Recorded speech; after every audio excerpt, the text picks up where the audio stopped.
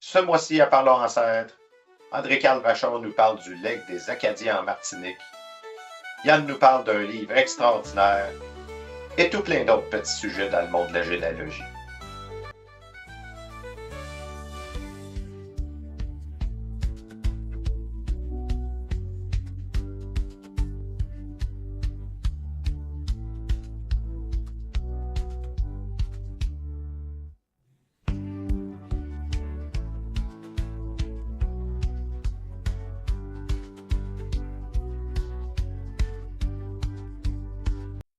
Bonjour à toutes et à tous, Éric Béliveau, généalogiste amateur, passionné d'histoire et créateur de la chaîne Raconte-moi mes ancêtres. Je suis en compagnie de mon ami, collaborateur et co-animateur Yann Lauzon. Yann, ça va bien? Ça va très bien, merci. J'espère que les auditeurs, ça va bien. Toi, Eric? Oui, ça va super bien. Alors, pour commencer, je vous rappelle que je serai en conférence à l'île Perrot le 4 décembre à la bibliothèque Guy Godin au 120 boulevard Perrot. Faut d'abord s'inscrire, hein, c'est des places limitées. On s'inscrit à biblio VIP A commercial ilperrot.qc.ca VIP pour Ville de l'île Perrot. Alors, Yann, de quoi qu'on parle aujourd'hui? On va encore parler avec Camden Martin là, de ses ancêtres là, sur sa branche maternelle, là, Rodolphe Dostie et Docitérose Martin. Puis, écoute, Yann, t'es venu en possession d'un livre très spécial que je pourrais qualifier d'une mine d'or. Pourrais-tu nous en parler un peu? Oui, oui, c'est plus gros qu'un dictionnaire. C'est à mon oncle qui me l'a prêté. Et c'est un livre. Il m'a dit, j'ai la généalogie des Paquins. Paquin étant le nom de famille de ma mère. Puis ça a été fait par l'Institut de Rouen. Fait qu'on va regarder ça tantôt. Super, super. Mais pour commencer, hein, le mois passé, André-Carl Vachon est venu nous parler de la vie des Acadiens en Martinique. Eh bien, aujourd'hui, on parle de leur legs. Peut-être revenir aussi un petit peu sur ton voyage récent. Est-ce que les Acadiens ont laissé un legs en Martinique?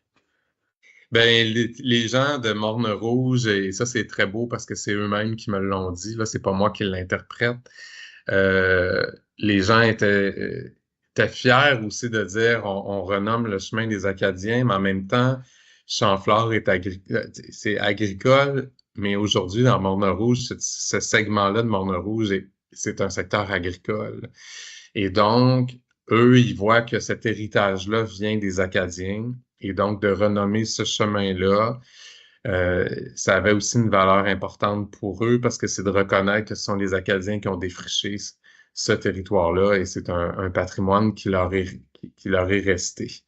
Alors, et comme je leur ai dit là-bas, ben, plusieurs Martiniquais d'aujourd'hui, ben, ils ne savent pas nécessairement, mais ils ont effectivement des ancêtres acadiens. Donc, ça aussi, c'est un héritage qui leur est révélé, qui était peu connu, pour ne pas dire pas connu.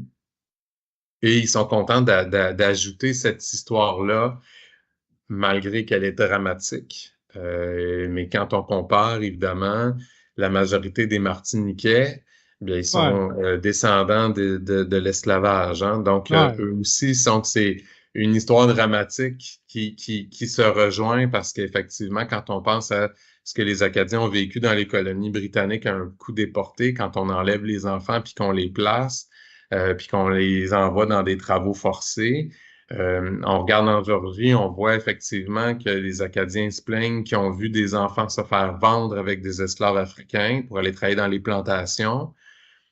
Et là, on se retrouve avec cette population-là qui sera libérée par la suite avec l'abolition de l'esclavage. Mais quand même, tu sais, il y a une histoire dramatique qui se rejoint dans tout ça. Alors c'est sûr que pour eux, c'est une corde de plus à leur histoire, mais c'est aussi se rendre compte qu'ils sont pas non plus les seuls. Évidemment, je suis pas en train de simplifier leur histoire, mais ils se rendent compte qu'il y a cette histoire dramatique qui s'ajoute à la leur, qui était déjà drôlement dramatique, évidemment, avec l'esclavage puis tout ça, là, ce qu'on connaît. Puis en même temps, c'est intéressant, c'est que l'autonomie agricole de la Martinique est arrivée avec les Acadiens. Ben, c'est ce on peut remarquer, là, c'est ce qu'on voulait faire. Puis effectivement, est-ce que c'est le legs qu'ils ont laissé. C'est cette terre-là qui ensuite est reprise puis qui est développée pour cette agriculture-là locale. Tu disais que très peu étaient au courant là, de cette histoire-là. Est-ce que tu en as rencontré là-bas des gens qui ont dit ah, moi, mon ancêtre, là, j'ai fait ma généalogie, puis c'était lui? Non. Pas vraiment, mais j'ai rencontré, par exemple, alors là, des Français installés, ben, et là, c'est ça, c'est toute la nuance entre les descendants français et les descendants d'esclaves, là, par exemple, parce qu'il y a des populations afro-descendantes.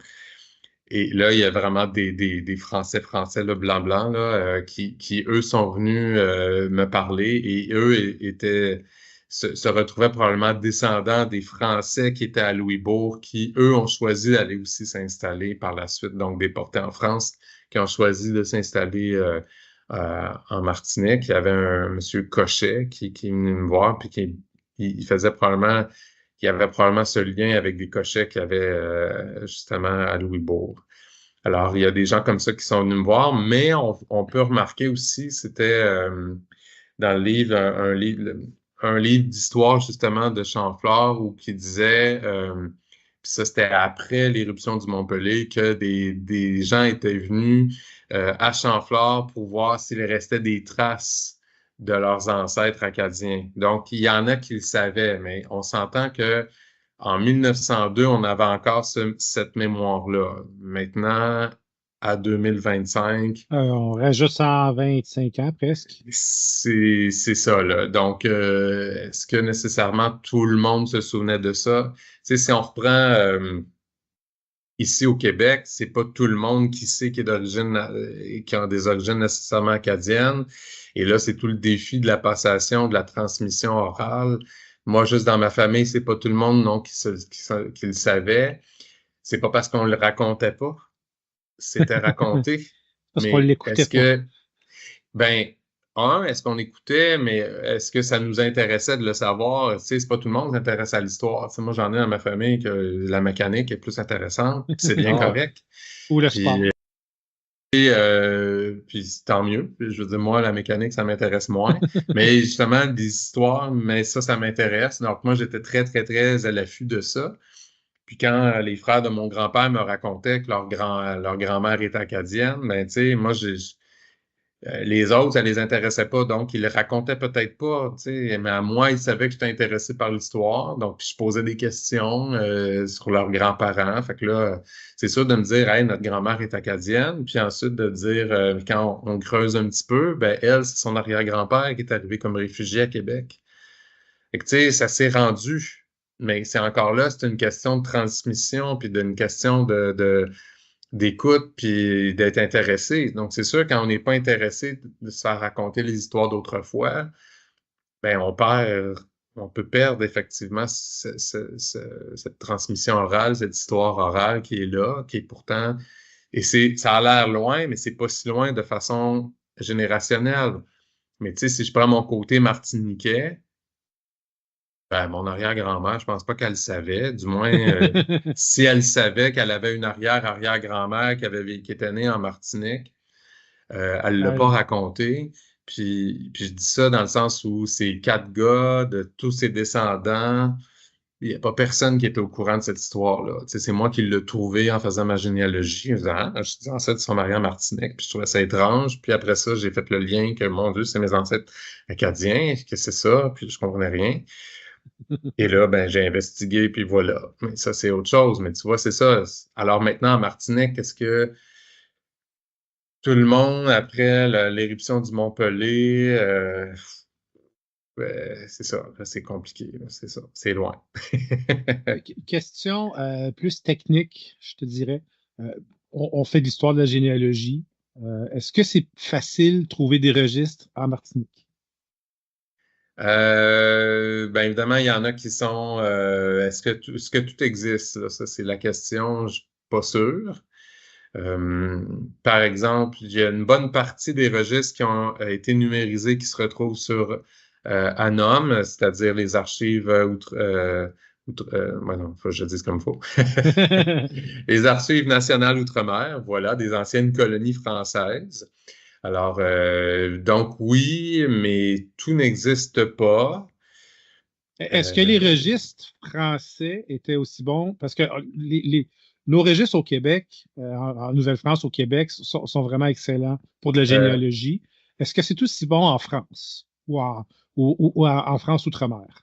Bon, alors moi j'ai lu Martinique, je suis en train de lire maintenant Saint-Domingue, je n'avais déjà lu beaucoup avant, là je suis en train de les relire. Je dirais même que des fois ils sont mieux et ça dépend du prêtre parce que c'est ça, Ouais. parce qu'il y en a qui sont mieux dans le sens où c'est intéressant, ils mettent toutes les professions, là, même des témoins, là, c'est incroyable. Là. Moi je suis en train d'en lire présentement, là, puis je peux tout te dire qui est qui là, dans la place, là, parce que genre au baptême du petit garçon, tu as son parrain, le témoin, le troisième voisin, puis tu sais que lui, il était journalier, cultivateur, puis tout. C'est cool. Puis, vraiment, là, les professions sont écrites, là, c'est incroyable. Puis là, tu sais même où il habite. Il habite à telle place. Il habite chez... Là, dans des funérailles, elle est morte à telle place chez tel monsieur. Je dis, mon Dieu. Il y a vraiment du détail qu'il n'y a pas nécessairement ici au Québec. Ça, j'ai jamais vu ça au Québec. Ben, c'est même ça. quand il y en a qui ont des beaux détails. En Martinique puis à Saint-Domingue, c'est fou le détail qui est indiqué. Donc ça, c'est vraiment intéressant parce que ça permet de...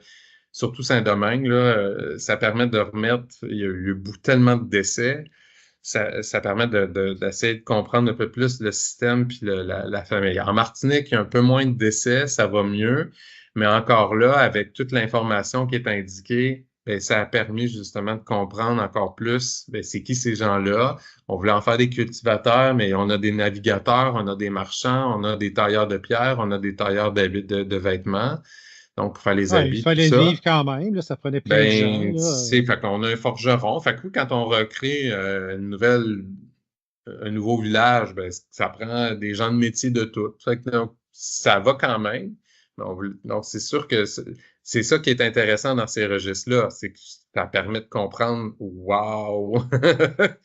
OK, on a vraiment tous les métiers, là, ou presque, là. Fait que ça permet de comprendre encore mieux qui sont nos ancêtres que plus journalier ou de la place, là, de la paroisse. Là. Puis des fois, ça ne dit pas trop qu'est-ce qu'il fait dans la vie. Là, mais là, dans les colonies, en tout cas dans les Antilles, ces deux îles-là que j'ai investiguées, c'est très clair. C'est cool.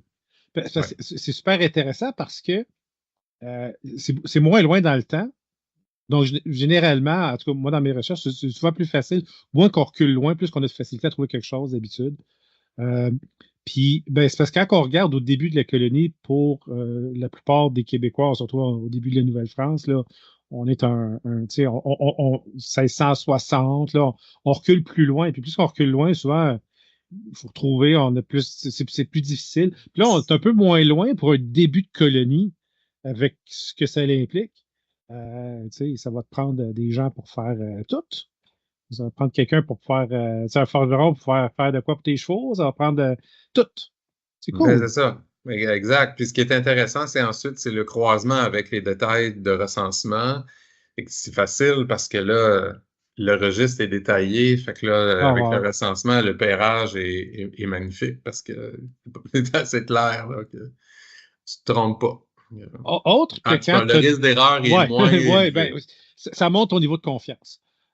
Autre que quand tu as fait comme j'ai des ancêtres en Martinique, quand tu faisais tes recherches, est-ce qu'il y a eu à un moment donné un fait qui a vraiment fait comme wow, c'est spécial, quelque chose de vraiment hot, parce que tu étais vraiment, vraiment content de le trouver, quelque chose de, tu sais, une belle découverte?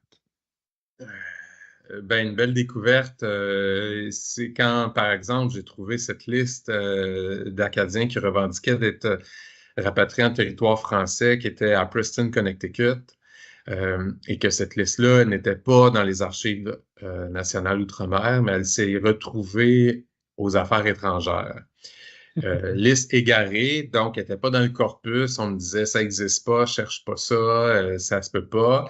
Puis finalement, il y a un auteur louisianais qui, dans un livre des années 50 qui faisait une référence à ce document-là. Puis il me disait, ça se peut pas qu'on me dise que ça existe pas alors que quelqu'un en fait une référence Ouais, archivistique. s'il en parle, il doit bien l'avoir vu. Ben là, c'est ça. Tu sais, à moins de dire, bon, on s'entend qu'il y en a qui, des fois, font des hypothèses puis qui essayent de rapiécer certains morceaux. Là, on parle d'un Finalement, livre de là, comme 60, 70 ans quand même. Là. oui, on parle des années 1950. Bref, finalement, tu vois, à l'Université de Moncton, on me disait, ça n'existe pas, on n'a pas ça. Finalement, un de mes contacts en Louisiane, un de mes co-auteurs, j'ai écrit, puis j'ai dit, hey, ça dit quelque chose, ça?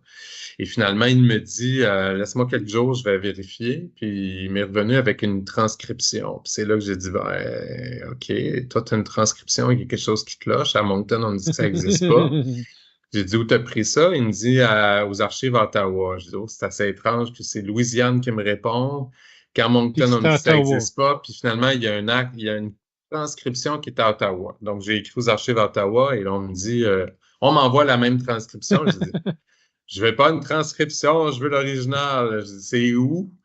Fait qu'on me dit en France. Je dis, sérieusement, en France, il y a des archives à tout point de rue. J'exagère. Mais il y en a beaucoup. Donc, finalement, on m'a donné 5 adresses et c'est à la 3e qu'on m'a dit, nous avons le document. Et j'ai dit à mon éditeur à ce moment-là, on achète les droits de reproduction parce que, écoute, à Moncton, on me dit que ça n'existe pas. Ouais, puis à Ottawa, on n'a pas l'original, on a une transcription. Ben là, c'est une occasion rêvée de faire l'acquisition de documents originaux. Ben, une copie. Numériquement, là, une copie. Évidemment, l'original est resté en France. Mais quand même. Ben, donc de l'avoir puis de le publier, ça, tu débloques des possibilités pour une panoplie de chercheurs, d'historiens, de journalistes, là, professionnels ou amateurs. Ah oui, ça, c'était une révélation. Ça, c'était une grande fierté. Là. C'est un document, je vais toujours... Puis je continue à fouiller parce que je me dis des fois... Il y en a probablement d'autres. Il y a d'autres documents qui peuvent être égarés puis qu'on pense n'existent pas puis qu'on peut en mettre la main dessus. C'est ça. Comme là, j'ai lu dernièrement, c'est un livre de 1836. Wow.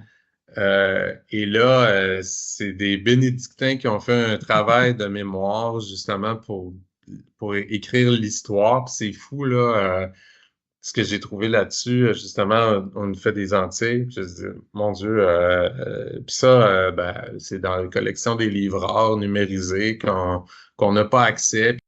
Oui, ben c'est quand même intéressant hein, qu'il y a de nos ancêtres qui sont passés en Martinique. Qui sont pour certains revenus, hein, pour la plupart. Oui. Puis, ben aujourd'hui, hein, on se rappelle encore de leur passage en Martinique via le travail d'André-Carl Vachon, entre autres. Oui, ben c'est le fun.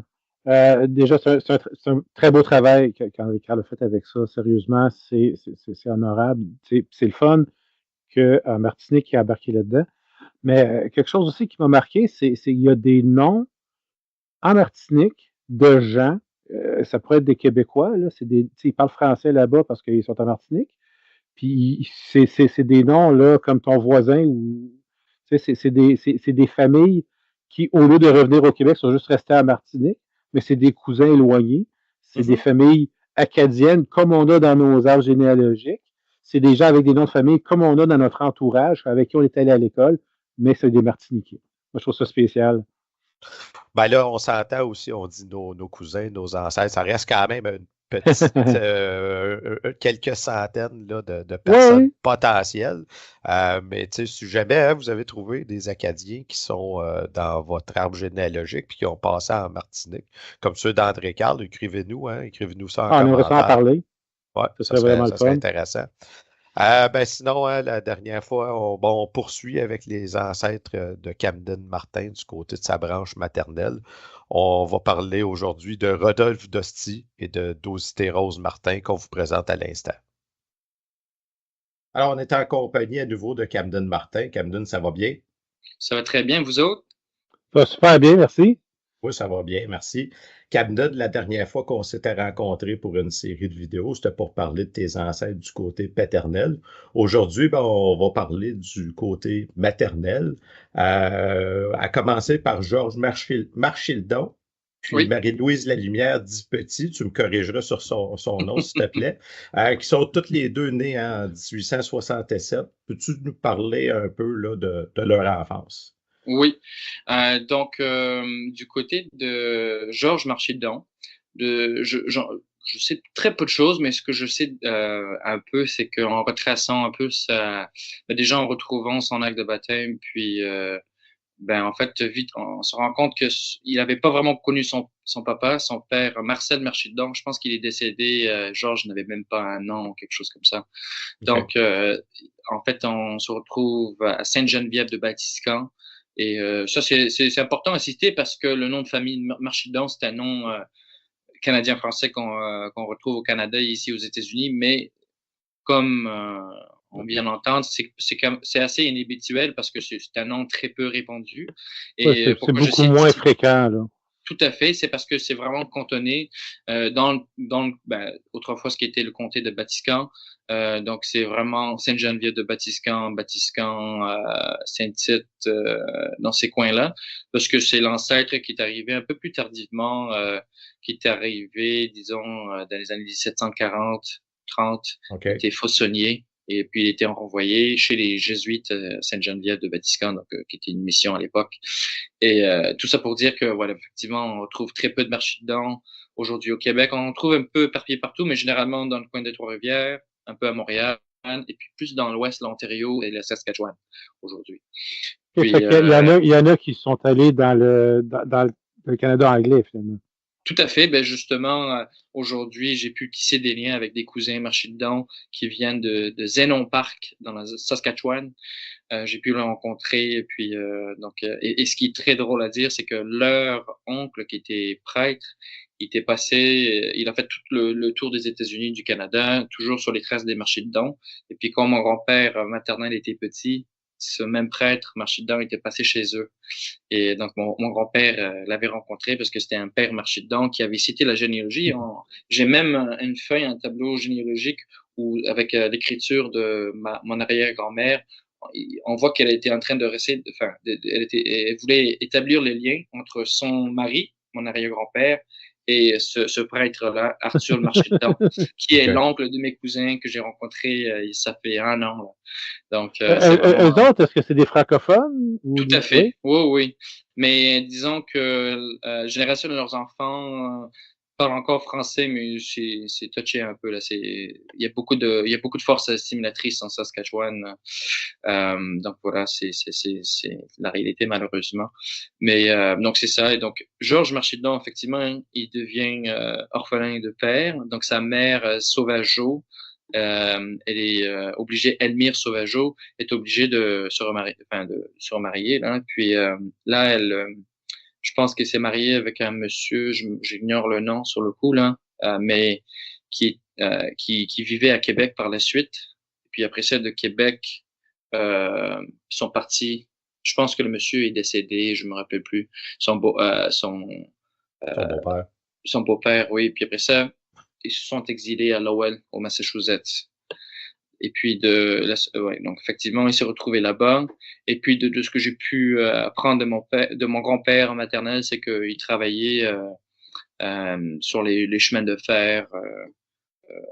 Donc dans le Massachusetts, un peu partout, il voyageait. Là, donc il travaillait sur les chemins de fer. Mais c'est ça, Georges Marchidon. Il avait quelques frères et sœurs aussi qui sont partis à l'OL. Et puis, malheureusement, lui, il est décédé en 1930. Donc, mon grand-père maternel, il n'était pas né encore, donc il a jamais connu. Donc, il connaissait très peu de choses. Donc, ce que j'ai pu apprendre aujourd'hui, c'est parce que j'ai pu fouiller dans les journaux, dans les archives un peu à gauche, à droite là. Mais c'est sûr qu'il devait avoir une vie un peu difficile parce que, comme déjà cette rupture, déjà très tôt dans sa vie, avec la perte de son père, sa mère qui devait se marier, tout ça, partir de chez eux. Donc, j'imagine que c'était pas facile. Est-ce qu'il était, évidemment, il était la dernière naissance de ce couple-là, mais y avait-tu beaucoup de frères et sœurs plus vieux? Le nombre exact me revient pas exactement sur le champ, là, mais j'ai envie de dire qu'ils étaient au moins 4-5. OK. Donc, sa mère venait des Grandines, donc juste à côté, pas très loin. Et puis, c'est ça. Donc, en fait, on le retrouve dans le recensement des 1870 ou 1871 ou 1880 à Québec, dans la famille de son beau-père. Puis après ça, ils sont partis à Lowell. OK. OK. Ouais. Je reviens, tantôt, tu parlais du premier qui est arrivé. Tu Mhm. disais qu'il était Faussonnier, c'est ça? Oui, oui, Pourrais-tu effectivement. nous expliquer un petit peu c'est Bien quoi ce sûr. travail-là? Ouais, donc c'est quoi être fauçonnier à l'époque de l'Ancien Régime en France? C'est quelqu'un qui était ce qu'on appelle un trafiquant du sel. Parce qu'à l'époque en France, il y avait ce qu'on appelait la taxe de la gabelle. Donc la gabelle, ça nous obligeait à payer. Ça vient du mot latin gabellum. Je pense que ça faisait référence à euh, comme le mot salarié. On était payé en sel, hein, autrefois. Et en fait, donc c'est ça. En Ancien Régime, on devait payer une taxe sur le sel. Donc, c'est toute personne qui soit produisait leur propre sel, que ce soit avec en tant que saunier, dans les marais salants, et qui trafiquaient le sel sans payer la taxe. Donc, c'était très répandu. Et ceux qui étaient pris en flagrant délit, on va dire, ils étaient souvent renvoyés et ils étaient renvoyés en Nouvelle-France. Il y a même un livre de Marcel Fournier. Il a écrit tout un livre sur les fauçonniers de la Nouvelle-France. Mais finalement, c'était pas vraiment une mauvaise sort parce que être renvoyé en Nouvelle-France, si on pouvait se débrouiller, finalement, on risquait d'avoir plus de terres et plus de biens matériels qu'on pourrait jamais espérer avoir en France. Donc, finalement, c'est pas la fin du monde. Puis, il s'est marié. J'ai même feuilleté, enfin, j'ai même fouillé dans les registres de l'époque à Sainte-Geneviève, dans le presbytère de l'église. J'ai pu, enfin, vraiment feuilleter le registre où c'est écrit à la main quand il s'est marié avec sa femme et tout ça. Donc, c'est 1700, je me rappelle plus, 1744. Ouais.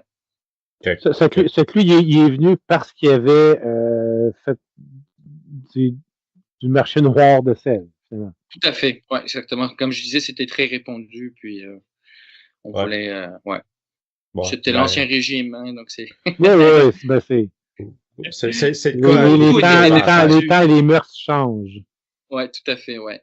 Et en fait, c'est pour ça que, juste une petite anecdote un peu ludique, aujourd'hui en France, c'est vrai qu'on retrouve si on retrouve du beurre, c'est souvent du beurre doux, que ce soit dans le sud ou ailleurs, mais on retrouve surtout le beurre salé en Bretagne, en Normandie, un petit peu dans le Pays de la Loire, parce que la Bretagne, une des conditions lorsqu'elle a été annexée au Royaume de France, a été exemptée de payer la gabelle. Donc, les Bretons, ils ont toujours pu saler leur beurre, et donc c'est resté dans les mœurs, en fait. Donc, ouais. Intéressant. C'est intéressant. Spécial. Ouais. C'est une parenthèse, là. On revient à notre couple Marchilda, la lumière. Est-ce que tu connais un peu là, sur les circonstances qui vont amener Marie-Louise aux États-Unis? Donc, ça va être une histoire semblable aussi. Marie-Louise, la lumière, donc c'est petit dit la lumière ou la lumière dit petit, dépendamment des branches. Donc, dépendamment des registres. Tout à fait, dépendamment des curés, tout ça. Commencez bien. Et puis, elle venait de... c'est quoi le nom de la paroisse? C'est Henryville, hein, Saint-Sébastien d'Henryville. Ouais. Et puis, donc, j'ai retrouvé, donc, effectivement, son acte de baptême. C'était pas facile en plus parce que pour retrouver... ouais, c'est ça. À l'ouest, j'ai pu trouver des choses, mais c'était compliqué avec les lumières et petit parce que au début, je savais pas que c'était un non-dit. Donc, des fois, c'était un petit peu difficile au début. Un ou l'autre. Puis là, des registres à l'ouest, c'était en français ou il y avait. En fait, c'est aujourd'hui pour avoir accès, ça prend un abonnement chez l'archidiocèse et tout ça, et c'est un peu coûteux. Puis c'est tout écrit en latin généralement. En latin, après, ok. Ouais. Puis par contre, au début, c'est l'été, mais après, selon certaines paroisses, c'était écrit en français après, puis après en anglais.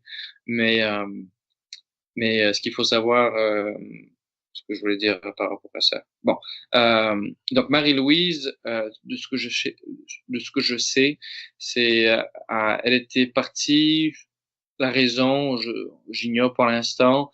À mon avis, encore une fois, c'était. En fait, c'est ça. Elle avait un frère qui était parti déjà à l'Oued, puis enfin toute la famille, je pense qu'elle avait suivi au moins des frères et des sœurs. C'est comme ça, elle a rencontré son futur mari, Georges.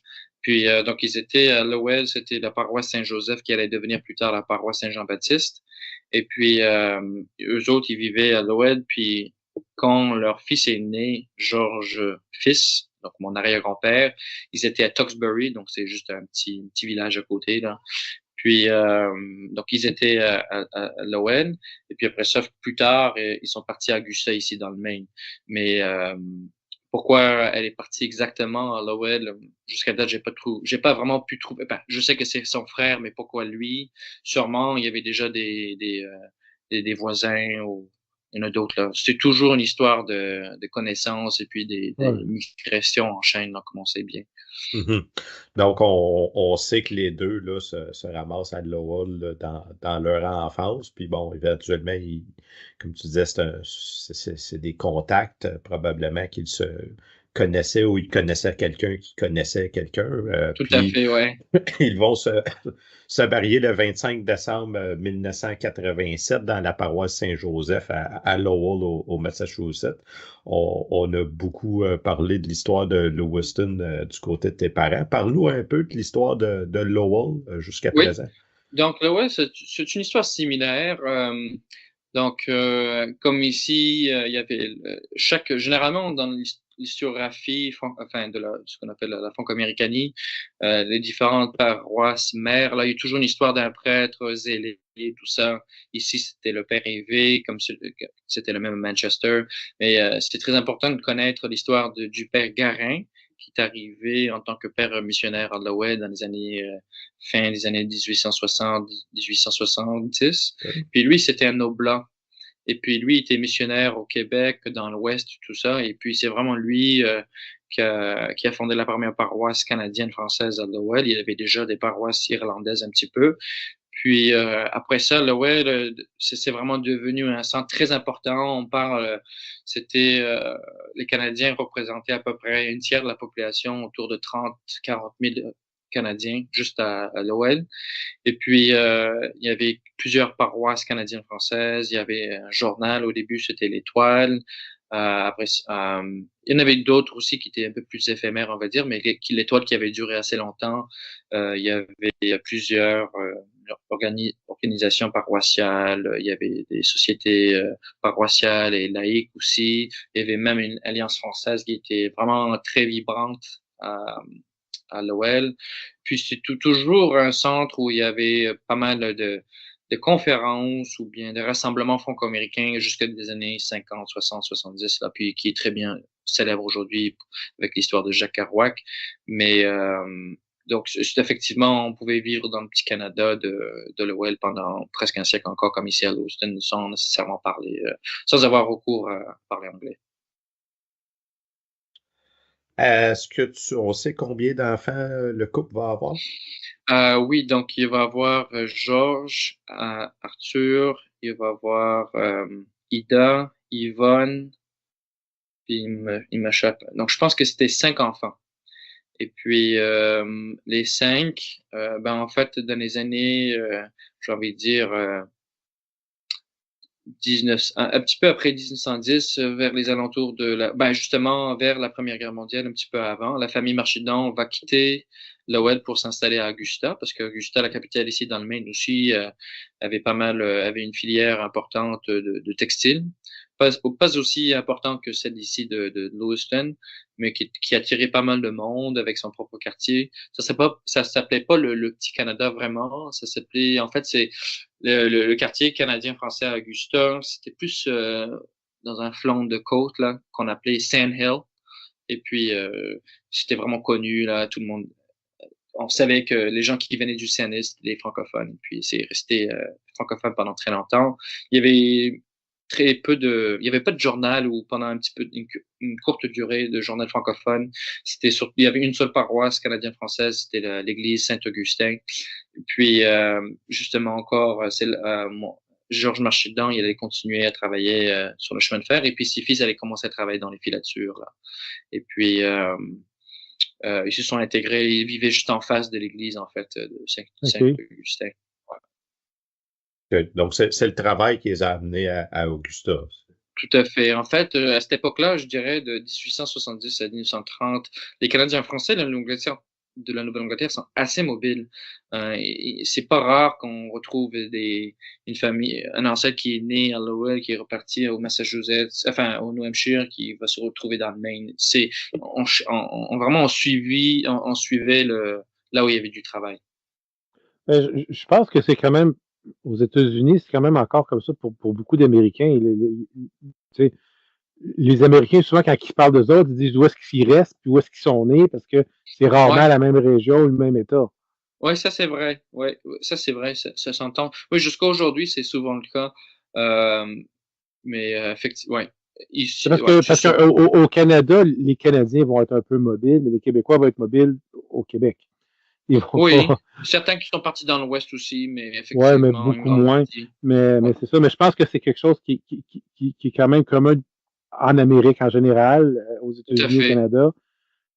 Puis s'il y avait, puisque un peu partout en Nouvelle-Angleterre, on avait des petits Canada, c'était pas gênant d'aller dans une autre usine ou lorsqu'il y avait là, on entendait qu'il y avait de meilleurs gages, par exemple. Et puis, c'est quand même compréhensible parce que quand les Canadiens sont arrivés ici, pour la plupart, c'était des cultivateurs. Et donc, quand ils sont arrivés ici, ils pouvaient pas s'enraciner de manière foncière, vraiment travailler la terre. Ils travaillaient bien sûr dans les usines. Donc, des fois, ça allait mieux dans une autre usine, dans un autre état, etc., etc. C'est pas comme s'ils étaient autonomes sur une ferme, par exemple.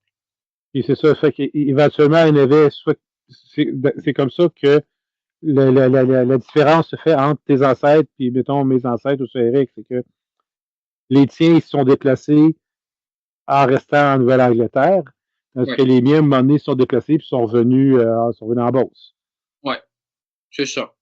Il y en a certains, oui, c'est ça. Certains, ceux qui sont retournés au Canada, ils sont retournés pour y rester. Et ceux qui sont. Au lieu de travailler dans une usine textile, ils sont venus travailler parce qu'il y a des terres qui avaient été ouvertes, puis ils sont venus coloniser quelque part. C'est ça, exactement. Ouais. Ouais. Effectivement, c'est le cas. Ouais. Je retrouve ça du côté de ma belle-mère, là, qui ont, je les appelle là, les champions, là, coureurs factory. Là. Je pense que j'ai 5-6 fois là, qui traversent la frontière, là, on les retrouve là, dans la vallée du Richelieu, après ça à Rhode Island, après ça ils reviennent dans le bout d'Arthabasca, après ça ils retournent New Bedford, puis en tout cas, ils ont tout un parcours, là, puis on le voit des fois. Il y a quelques-uns de mes ancêtres qui sont arrivés ici, puis après ça, ils sont partis dans l'Ouest. C'était déjà arrivé. Du beurre des Casavants, par exemple. Américain, canadien? Américain, puis après ça, remonter vers l'Alberta et tout ça après. Ouais, certains. OK. Ouais. Okay. Quelques-uns, mais je les ai jamais connus, là. Leurs descendants. Pour revenir à Georges Marchildon et Marie-Louise La Lumière dit Petit, écoute, les deux vont décéder la même année, puis dans les débuts de la crise économique de 1929. Comment que ça se passe à Augusta ou en général dans les petits Canada quand que la crise économique là, est déclenchée? Justement, c'est dans les années 30 qu'on retrouve pas mal de Canadiens qui sont repartis au Québec parce qu'il y en avait d'autres justement qui disaient qu'on est mieux sur une terre parce que même si on est pauvre, il y a moyen de se nourrir alors qu'en ville c'était plus difficile. Mais ils vont quand même endurer la crise Augusta comme ici à Lewiston et ailleurs. Donc à Augusta, c'est sûr qu'il y a eu des coupures. Il y a eu quelques grèves comme ici aussi en 36 ici à Lewiston dans le chaussure, dans les usines de chaussures, il y avait des grèves importantes parce que justement il y avait des coupures, Mais généralement, est-ce que les mouvements syndicaux étaient aussi puissants, plus puissants ou puissants pour leur époque et puis pour l'endroit peut-être, mais tout est relatif. Hein. Mais j'ai envie de dire que les grèves de 36 ici à Lewiston, ça brassait quand même. Mais généralement, oui, j'étais pas si fort que ça parce que Puis justement, au début du siècle, au début du 20e siècle, on disait justement que les Canadiens, c'était, en tout cas les propriétaires, ceux qui embauchaient du monde dans les usines, recherchaient les Canadiens parce qu'on disait qu'ils étaient moins aptes à s'engager dans les syndicats parce que ça leur intéressait pas, quoi. Puis le syndicalisme était un peu défendu, pas défendu, mais était mal vu vis-à-vis le clergé ici, au Québec et ici. Donc, il y en a certains qui rentraient là-dedans, mais je dirais que leur poids était relatif. Je pense qu'ils ont réussi à avoir des choses, mais c'était pas comme d'autres grandes villes ailleurs aux États-Unis où il y a eu du succès un petit peu. Mais je sais que par exemple du bord de mon père, son grand-père, lui, il faisait plus confiance aux banques, il gardait tout son argent dans des petits pots dans sa cave, par exemple. Donc j'imagine que ça devait être similaire. Mais il me semble que pendant tout ce temps-là, des années 30, les filatures tournaient pareil là quand même. Donc il y avait toujours un peu de travail. Et puis même si on était fonctionnaire, donc plus tard on va parler de la famille d'Hostie, tout ça, donc qui était postier. Donc il y avait quand même il y avait l'ouvrage pareil. Mais et puis à Augusta, il y avait une vie francophone complète là, avec les différentes sociétés, encore une fois, paroissiales, laïques. On pouvait recevoir le Messager, le journal de Lewiston chez eux. Donc on pouvait vivre vraiment en français tranquillement, à Augusta. Ouais. Je tiendrai à préciser 2 petites erreurs que j'ai commises. En conclusion du mois passé, j'ai parlé de la branche Martin acadienne de Camden, là, de son côté maternel. C'est dans cette émission-là qu'on aurait dû faire cette conclusion-là. C'est la première petite erreur. Puis bon, ouais, parce qu'il y a des Martins acadiens, puis des Martins pas acadiens, puis il y a beaucoup de Martins. Ouais. Puis l'autre chose, c'est Dusty, je pensais, là, je l'ai lancé sur la piste là, que c'était potentiellement basque. Je me trompais avec Ostigi. Puis pour en savoir plus sur les patronymes d'origine basque au Québec, je vous invite à assister à ma conférence. Nous ne sommes pas que français. Où ce que je vous explique la surprenante diversité de nos ancêtres. Mais parlant de conférence, il y a aussi Camden Martin qui sera en conférence à Plessisville au centre communautaire le 28 octobre 2025 à 13h30, où est-ce qu'il va nous parler de la migration des Canadiens français vers la Nouvelle-Angleterre. Alors, si vous avez la chance d'aller voir ça, on vous invite à y aller. Si vous voyez cette émission après que la conférence soit passée et que vous êtes allé voir la conférence, eh bien, ça nous serait, on serait très intéressé à voir vos commentaires. Passons maintenant à notre prochain sujet. Yann, tu as un livre très intéressant à nous présenter. Premièrement, c'est un livre d'environ combien de pages, Yann? 4000 à peu près? C'est plus gros que le dictionnaire. Je te dirais à peu près 3-4 000 pages. Facile. Regarde-moi ça. Bon, on passera pas. C'est pas à moi. C'est pas à moi, c'est à mon oncle Lucien, que je veux saluer. Salut Lulu. Merci beaucoup de me prêter cette brique-là. C'est vraiment génial. Écoute, ça fait plusieurs fois, là, il est venu à cette possession-là. C'est la généalogie de Marcel Paquin. Marcel Paquin étant mon grand-oncle, le frère de mon grand-père, Roland Paquin. Puis, tu sais, j'avais parlé avec sa veuve, qui parlait avec Lucien. Elle a donné sa généalogie, quelque chose que je savais depuis quelques années. On en a discuté à quelques reprises. Puis, j'étais chez eux, puis il me fait, hey, puis on en reparle encore. Puis, je dis, peux-tu te l'emprunter? Puis, il va chercher cette grosse brique-là. C'est immense. Je regardais ça, c'est comme, wow, c'est en cuir, généalogie de Marcel Paquin. Puis là, je regarde ça. Je commence à feuilleter ça. Puis je tombe sur cette carte d'affaires-là. Regarde ça. Ouais, puis Gabriel Drouin, c'est qui ça? C'est le président de l'Institut généalogique Drouin, Montréal-Paris. C'est, quand on parle des fonds Drouin, c'est les fonds généalogiques Drouin, c'est les recherches généalogiques faites par l'Institut Drouin. Et l'Institut Drouin, c'est Gabriel Drouin. Ça, c'est la généalogie qui a été faite par Gabriel Drouin pour mon grand-oncle, Marcel, en 1953. Là, regarde, je vais te montrer quelque chose qui vient avec ça ici.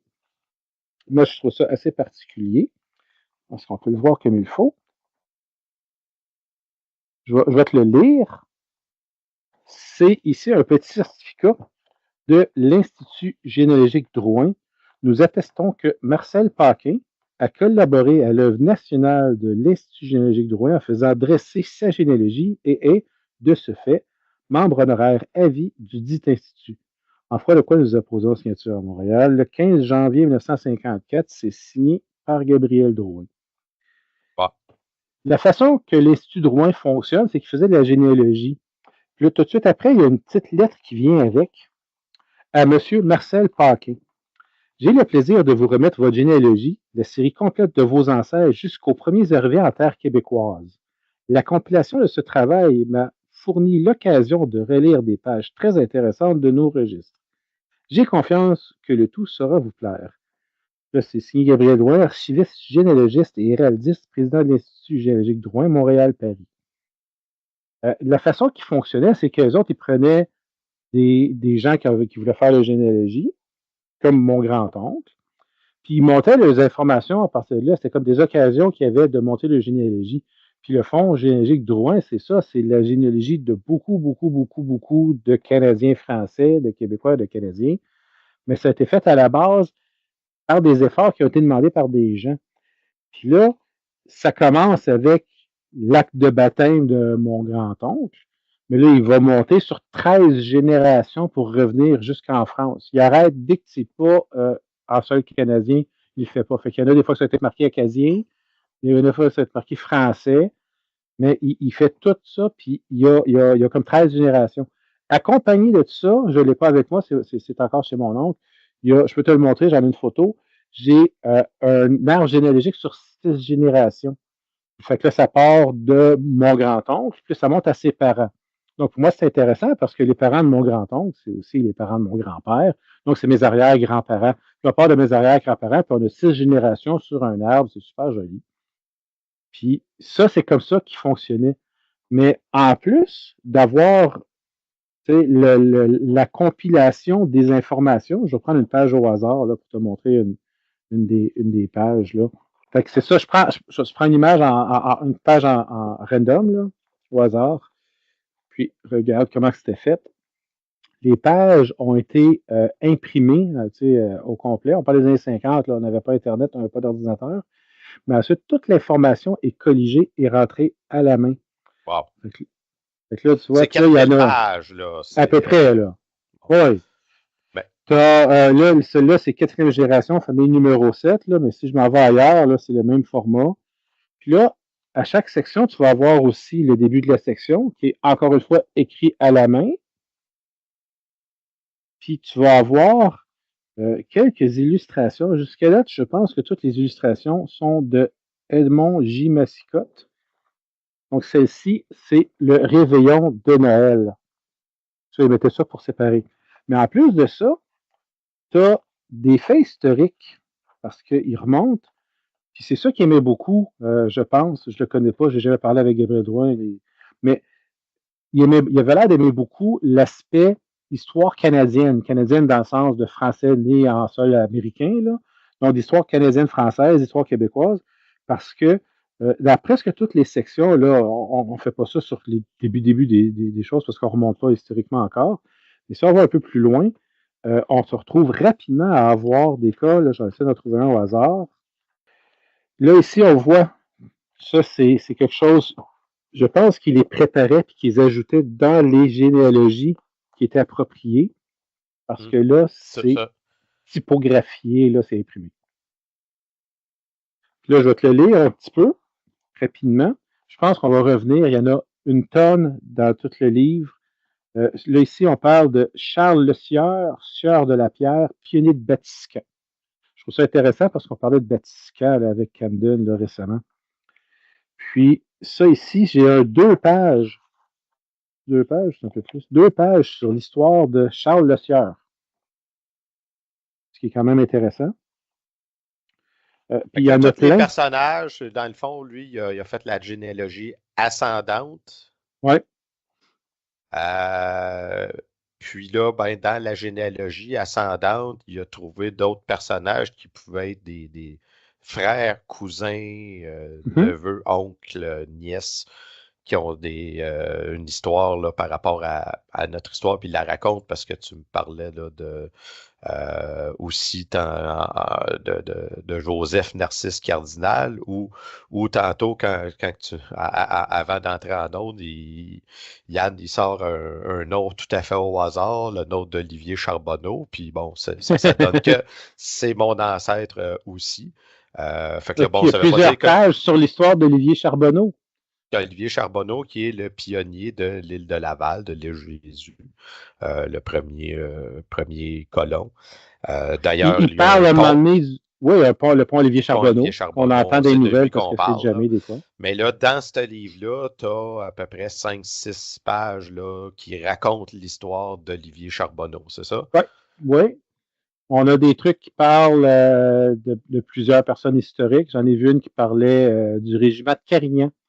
Fait intéressant. En 1953, il n'appelait pas ça le Carignan-Salière, il appelait ça le régiment de Carignan. Parce qu'il dit, tu as un ancêtre qui est membre du régiment de Carignan, puis là, il parle du régiment de Carignan, puis il n'y a aucune mention de Salière là-dedans. Je ne sais pas si c'est parce qu'il faisait une distinction entre Carignan et Salière à cette époque-là, ou tout simplement si le concept d'utiliser le nom du régiment de Carignan et du régiment de Salière, pour appeler ça le régiment Carignan-Salière, est venu plus tard. On s'entend qu'on est en 1953, l'histoire, les gens fouillent puis ils font des trouvailles. Des fois aussi, je vois qu'il fait des mentions, justement, que des historiens, lui, a trouvé cette information-là qui n'était pas encore connue. C'est assez intéressant. Puis c'est orienté souvent vers votre ancêtre ou le cousin de votre ancêtre ou quelque chose dans le genre. Fait que là, il parle d'une personnalité historique en disant c'est qui pour la personne qui lit le livre. Après ça, la personne qui lit le livre, c'est mon grand-oncle.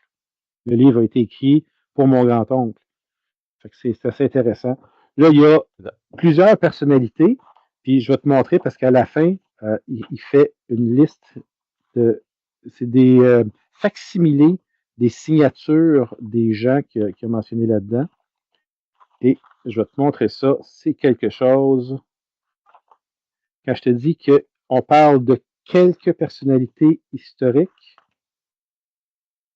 toi ici, j'ai Paul de Chomédé, j'ai Frontenac, il y en a plusieurs. Il y a Vaudreuil, il y a Beauharnois. Là, j'ai une autre page ici. J'en ai encore à peu près un 10-15.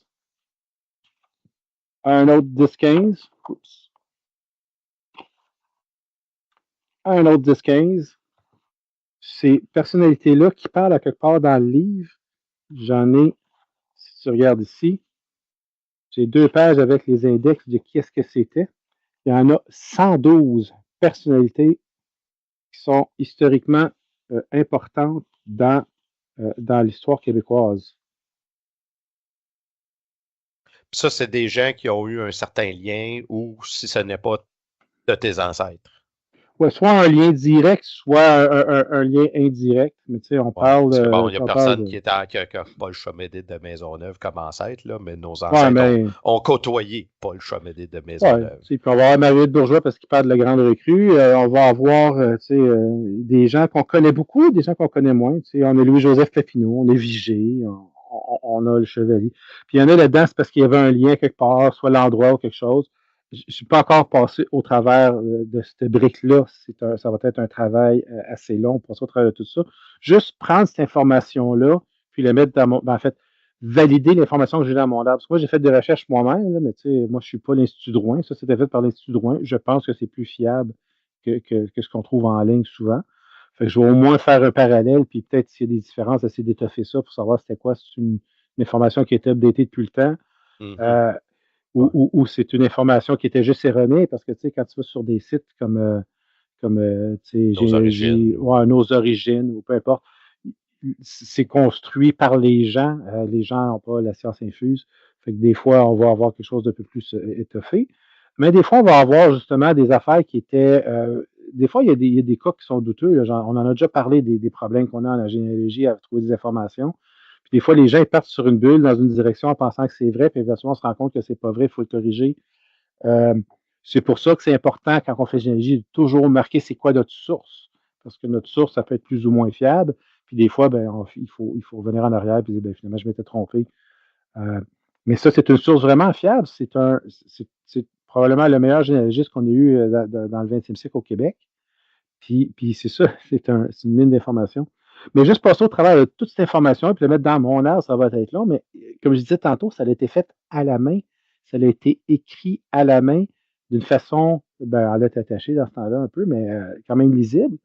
Le temps que ça a dû prendre pour faire ce livre-là, ça a dû coûter une fortune. C'est comme rien, là. Fait que là, on a Senneville, Perrault, Niverville, Papineau, Franchère, Closse, Champigny. Des noms qui existent. Il y a Delorimier là-dedans. Il y en a là-dedans que ça va être parce que, ça sera pas mon ancêtre ou son ancêtre. Ça va être genre quelqu'un qui a connu ou qui a côtoyé. Ouais. Je pense que l'Institut de Rouen utilisait l'opportunité d'un arbre généalogique pour promouvoir l'histoire canadienne-française.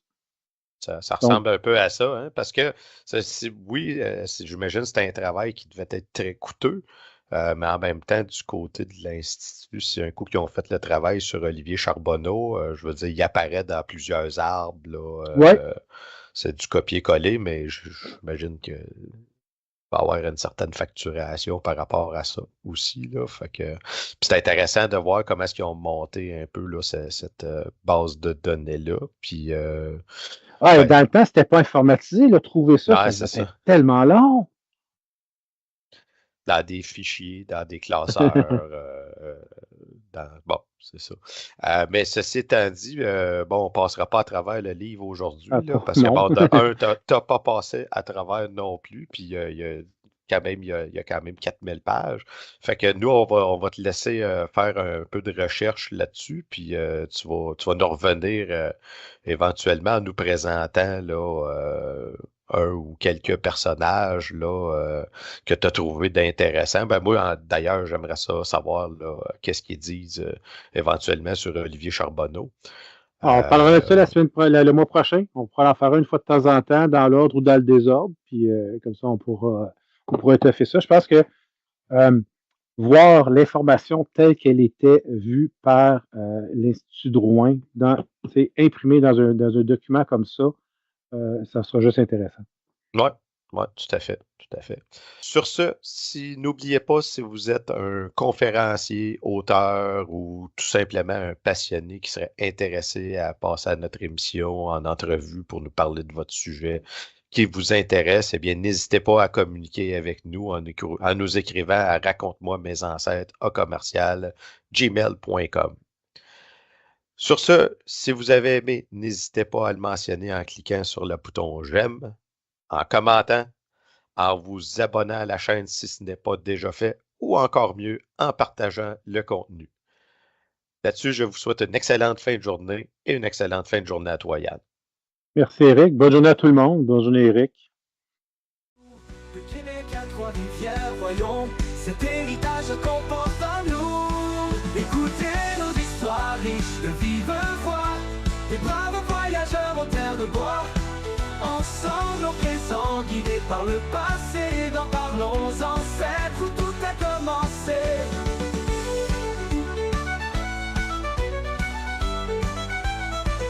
La famille c'est plus qu'un nom gravé, c'est des rêves et des vies entrelacés. Des voyages et des terres vierges, nos ancêtres sont notre allégeance. Notre verge, écoutez nos histoires riches de vive voix, des braves voyageurs en terre de bois. Ensemble au présent, guidés par le passé, d'en parlons aux ancêtres où tout a commencé.